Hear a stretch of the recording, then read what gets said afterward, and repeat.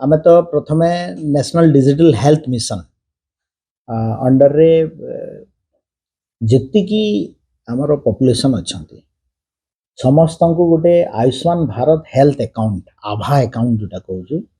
under national health authority under समस्त को registration करने आम समस्त को अनुरोध करूँ एवं ए national digital health mission under ये जो आभा कार्ड गोटे आपन को पाइबे से गोटे आभा अकाउंट गोटे हेल्थ अकाउंट जमती कि आप डिजी लकर रे आप डिजिटल इंडिया कॉन्सेप्ट डिजी लकर निजर सर्टिफिकेट रखुंट आधार कार्ड रखुंट पैन कार्ड रखुंट सेमती गोटे आपंकर आभा अकाउंट भी रहिबो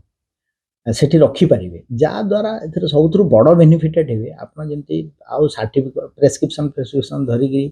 आउ गले डॉक्टर देखुचे से क्यूआर कोड रही जहाँद्वारा आप स्कैन कला मात्रे आप स्क्रीन रे जना पड़ो जे प्रीवियस रिकॉर्ड कौन अच्छी तापरे नुआ कौन ट्रीटमेंट होती कौ जगार ट्रीटमेंट होती कौन मेडिसिन खाऊंती तो ये आ द्वारा गोटे बड़ वैप्लविक परिवर्तन आसो जे correlation between the technology and आपनकर हेल्थ सिस्टम तो ये national digital health mission under आम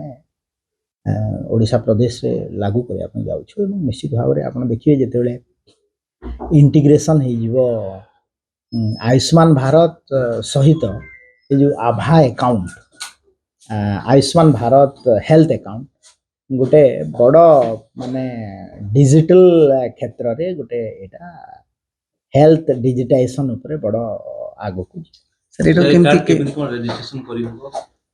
तार मो डिटेल वेबसाइट माध्यम रे हेबो एवं किछि एम्प्लॉयमेंट अछंती जा द्वारा कि आपण एक